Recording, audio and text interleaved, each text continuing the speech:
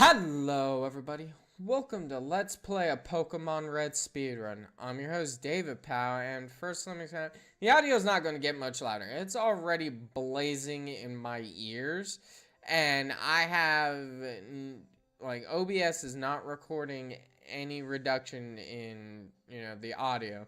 So, I bet first you're wondering, how can you Let's Play a speedrun? Well, I'm going to do the breaks of my episodes like 20 to 25 minutes and putting them up while still speedrunning. So let's get into it. The first thing we do is we go to options and we change that. Battle animation, less time spent in combat. We don't have to watch everything. And text speed, obviously we want text speed to go fast. So now, here we go. Yeah. Professor Oak in his little introduction, letting us know about the world of Pokemans, because, this is the first time most people have, well, I guess not anymore, but this was, when people first discovered, was first playing Pokemon, so you kind of had to, put some substance in there. So, first thing you're seeing, I'm naming everyone one character names, because the less their name scrolls, the less text there is, and just the faster it goes. And normally in world record runs you will not pick that up, but this ain't a world record run, so yeah, let's keep that. We decided to grab it. It's going to be for safety later, because depending on how certain things go. So we have Professor O kind of stalking us here, watching out, keeping an eye on us until he saw us going in the grass. And he's like, whoa, man, hold up. There are dangerous Pokemans in that grass. I can't let you go there. Come with me. And then now he's like, oh, in my youth, I used to be this great trainer, but now I only got 3 pokes. So here, choose one. You two seem to be the only kids in the village, or in Pallet Town. We want Squirtle, mainly because at level 8, Squirtle learns Bubble, which makes fighting Brock a lot easier, because we're speedrunning. We need to do this as fast as we can. And then he obviously makes the mistake of picking Bulbasaur. Like, I don't know what's wrong with him, where he got his idea of how to do Pokemon, but you don't go for Bulbasaur. So, that's not what I wanted, was him using Growl first turn, which means I have to spend another turn to Tail Whipping, and then I'm a do a Tail Whip one more time. There we go. Okay, we're good to go. Oh, wow. So, regardless if a move has a 100 hit rating, there's a chance with Gen 1 that any move will miss. And that's just what happened. The very first tackle that I did ended up missing. Like, what even is that? And again, a second tackle missing. Like, what is this? Is this Squirtle intentionally trying to lose this? This fight should have been over ages ago. And of course, Bulbasaur with the growls. But what he doesn't know is unless, well, the fight's mine. I win. Suck it. That's what you get for picking Bulbasaur. So, I skipped the text box opening. After the level up jingle happened, I held B. I pressed and held B. And that just buffered it out. No need to see stats. I'm not 100% consistent with it. Sometimes it just does it, and it's like, why would you do this to me? So here, we just want one encounter is all. Just one. And that is the entire time, like, going up here and then going back up. We only want one encounter, and preferably level 2 Rattata, because there's a chance you can go damageless on a level 2 Rattata, or a level 3 Rattata. So far, so good. We didn't get any encounters. That's great for saving time, Yeah. Give me Oak's parcel. Whatever. I'll go deliver to him. Oh, jeez. With the bonks. Ugh. Like, every time you bonk, that's some time loss. And, of course, controller doesn't want to read my inputs. So we're skipping grass. And since we didn't get an encounter, normally you would just avoid this grass. But, and more often than not, that happens. As long as, okay, it's a level 3 Pidgey. He's going to use Gust a lot. So hopefully we can crit it. Looks like we got a decent roll. Okay, 2 more hits and this thing's dead. Unless we crit. Nope. Not feeling up to critting today. He crit. And it's sad. His crit is literally 3 damage. And his normal damage is 3 damage. It's kind of embarrassing that there's no difference between your crit and your normal hits. And then one thing, okay, so something else that you might want to know is the defense reducing, defense increasing, attack reducing, attack increasing stuff. If you get a crit, all of that is ignored. So you can actually get it to where your crit damage deals less than your normal damage, just because of how much like tail whips or growls or howls or whatever you do. It's kind of funny that it completely ignores all that. So he wants us to fulfill his dream for him, and we might do it for him. You know, he wants a Pokedex with all the Pokemans, and we're not up to that task, to tell you the truth. The amount of Pokemon that are going to be in our Pokedex is going to be very slim. So in a perfect world, we'll go encounterless again, climbing up here. But you know how that works. It really doesn't. Okay, he was cooperative and the encounters were cooperative. That's actually really good. Like, that's insanely good. You know, that's the kind of stuff you want when you go for world records. So all we need from the mart is some Pokeballs. So we get 5 Pokeballs from him, because we're only catching 3 Pokemons. So now what we're going to do is we're going to set up for a manipulation here.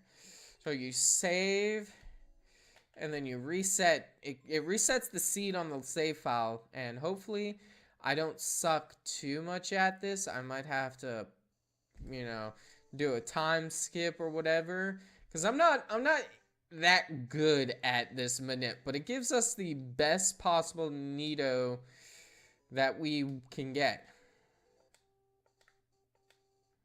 Nope.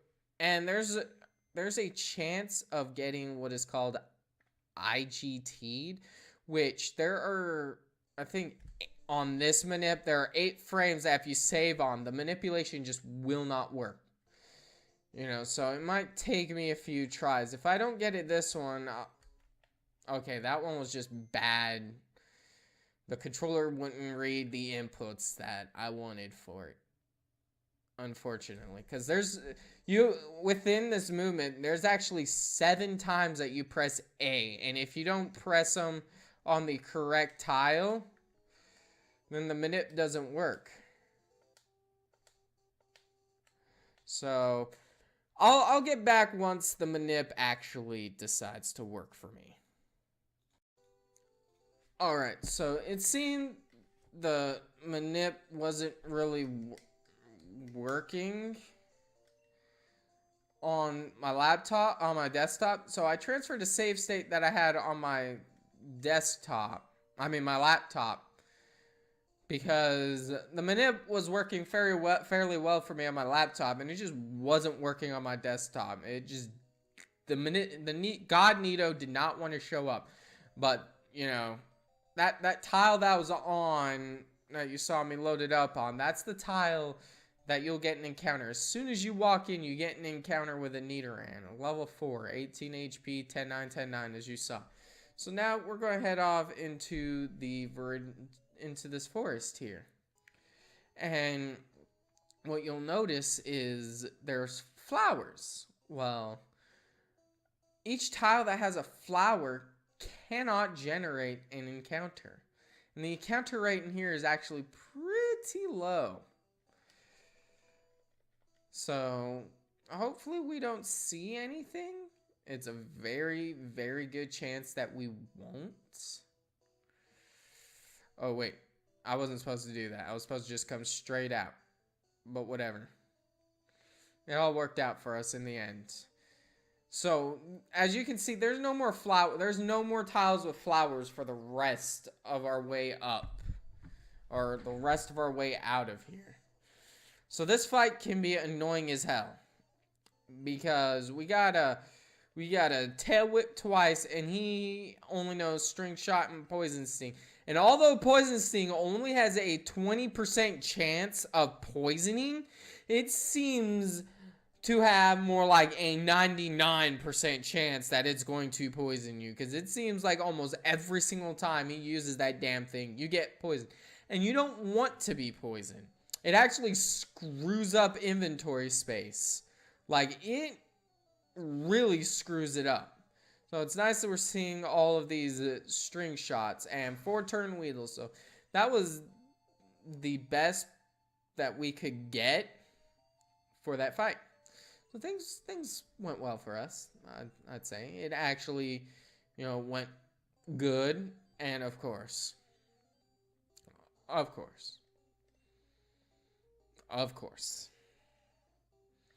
ain't that like this game? Okay, so no more. So now we gotta switch him up, and then one of these potions we picked up, we might as well use. We might as well. Because that really makes it to where we won't have to potion against Brock. Because we're going to be switching Squirtle in. So if things don't go well, it could be eating a hit.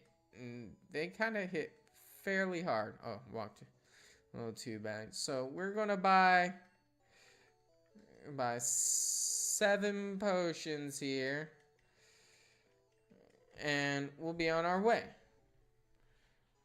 So it's time for us to go and fight Brock here. Brock, the first gym leader, and it's the only way to actually continue on in the game, in 2 instances.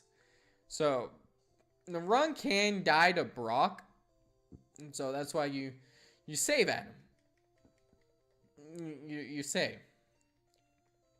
He's all trying to act all big, bad, and tough. And everybody knows Misty could wipe the floor with Brock. Actually, technically any gym leader, but that's just because of level scaling. So we're going to go switch in. We want to see defense curl. Because, which we got. Because with Squirtle being Bubble being special, we have no worries. And we got a good special Squirtle. There's a chance that you can't 2-shot the Geodude. And it is the most aggravating thing. So he wants to use Onyx now. So what we want to see is... There's many combinations as to what we want to see here. As long as he doesn't tackle. But tackle's not too terrible. It really isn't. So he's tackling again. And honestly, next turn we win no matter what. No matter what he does. Unless this crits. Which it didn't. So poor Onyx. And now we get that's actually pretty useful. Because it's skipping up. You see all that. It just skipped those level up jingles. Oh god, how beautiful that was. So yeah. Brock's done. He's down. He's out. His badge is the most useless badge. Well, not the most useless, because I want to say his badge boosts his attack. But allowing me to use Flash when I'm not even going to grab Flash at all. So he's not really that useful. So it's time for us to go over here. We're done with him. It's time for us to take on these Route 3 trainers. So first we got this guy. It's the same bug catcher we fought in Viridian Forest. This poor guy. He doesn't understand what's going to happen here. So with all of these, and 1 string shot's not too bad. But there's not much we can do if he chooses to do more. But, 1 Leer, 2 horn attacks. And it's like clockwork. And you do the same thing with each and every one of these. Nidoran, I don't need you to crit right then and there. I really don't. That whole turn could have... Of course I forgot to. Oh, of course. So you're supposed to... I'll show you after this fight. Oh, that's so terrible. Well, this Weedle can't really hurt us. And just like before... Ugh. You with the crits. Normally crits are good, but when you use Leer, you don't want to see crits. No, I will not switch out. Wow, it just completely just, against my mind just wasn't on for doing what it needed to do. Get out of here. So we're done with this fight. And then this next guy is a very annoying person. So what we were supposed to do before coming here was do that. So it doesn't ask us if we want to swap, because it saves time when it's not asking us stupid questions. So this guy can be really annoying because of this rat. Actually, his Ekin. The rat is annoying. As you can see, it is 8 damage. So as long as he doesn't crit, it knows quick attack, it knows tail whip, and it deals a lot of damage. So regardless of what it does, it's dead. Of course you decide to do that. Alright, so he's gone. And this Ekans. So the Ekans has a chance to use Wrap. And Wrap is so horrible.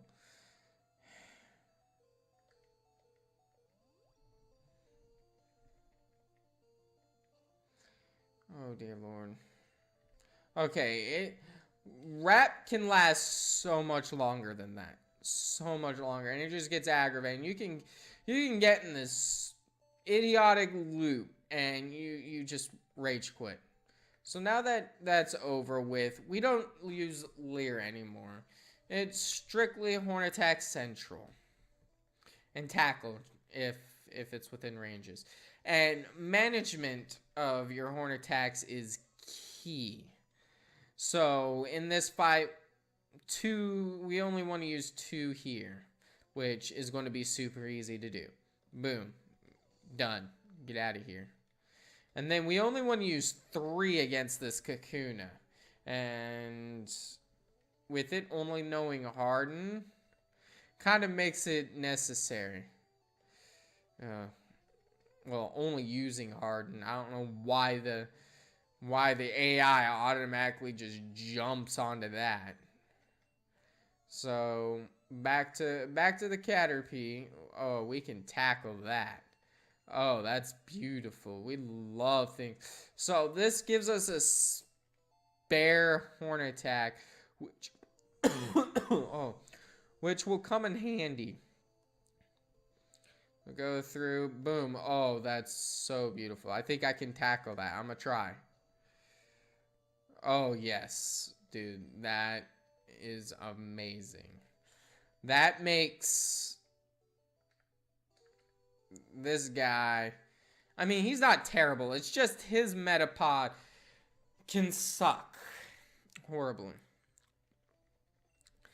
Especially if this Caterpie string shots you enough. So, ugh. That, well, we should have no issues killing him regardless. So, without getting string shot, we don't get the attack badge boost. So, it's a good thing we have those spare, the spare Horn Attacks. Because we might need them. As you can see, his defense keeps rising, and our damage, okay, the next Horn Attack will kill. And we still have a spare too, so it is what it is. You know, overall, it's not too bad. Nope. Nope. So, alright. Now, all we want to do is not crits.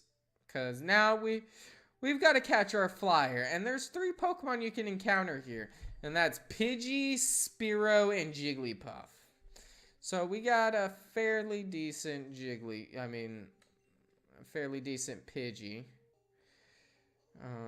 As long as he doesn't die to this, okay. There should be no issues with me throwing a Pokeball at it. And you better get in the ball. Good. Okay, we got the Pidgey. We're good to go. Everything's good to go and fine.